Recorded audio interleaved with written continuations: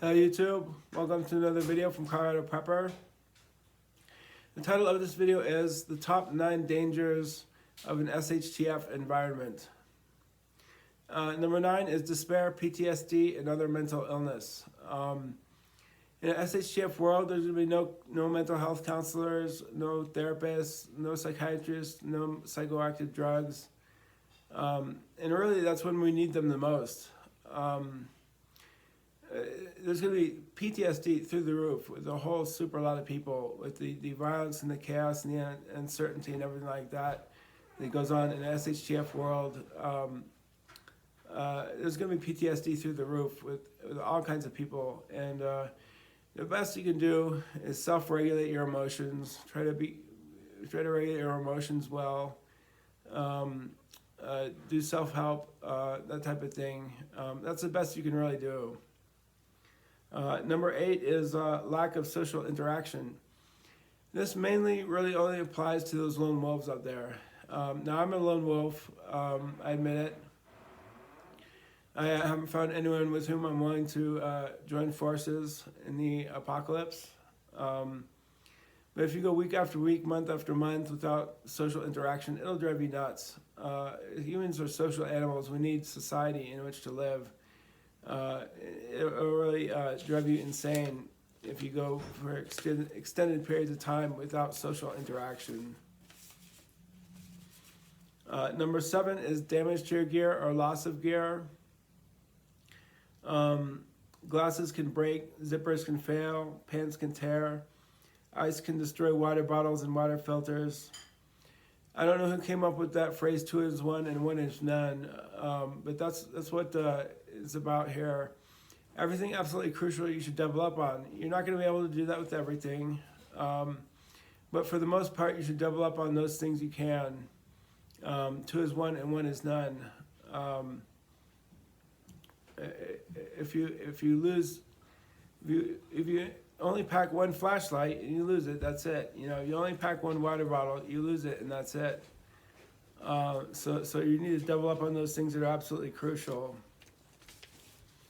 Number 6 is lack of food. Now they say it takes 3 weeks to die. 3 weeks to die from starvation. Really, you have a lot shorter time than that. Let me explain. Well, once you go 8-9 days without food, you're in agony, and you can't think straight, and you can't reason, and you can't problem solve, and it's very extremely painful and debilitating to go without food 8-9 days. You actually expire after 3 weeks maybe, but long before that you become totally useless, either to yourself or to those around you. You really need food, you know, at least once a week, or you're absolutely insane with hunger pangs. Number 5, exhaustion. Extreme exertion is required just when calories are most sparse. It is more difficult to sleep just when rest is most needed. Moderate rest and exertion, alternate between them. If you don't get sufficient sleep, this can lead to delirium and poor judgment. Schedule periods of rest in your day and rest more and more if calorie consumption is also restricted. Take naps in your day if sleep is not sufficient at night.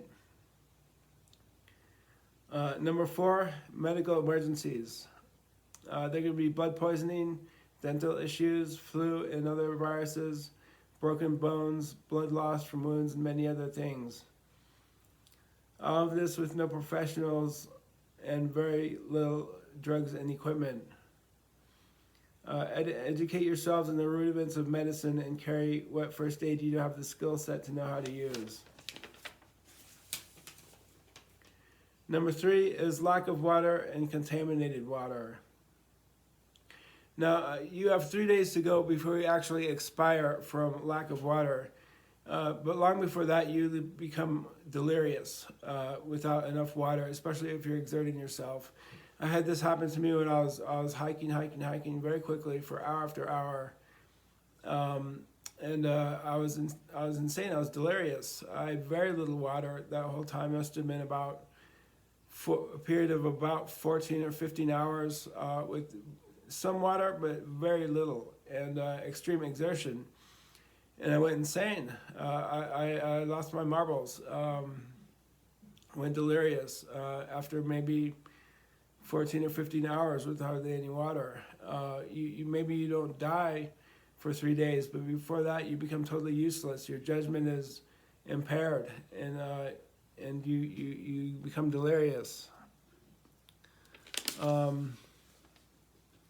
The second problem with water is drinking contaminated water. Now, if you don't have a means to purify water, face it, you're gonna have to just drink from the brook.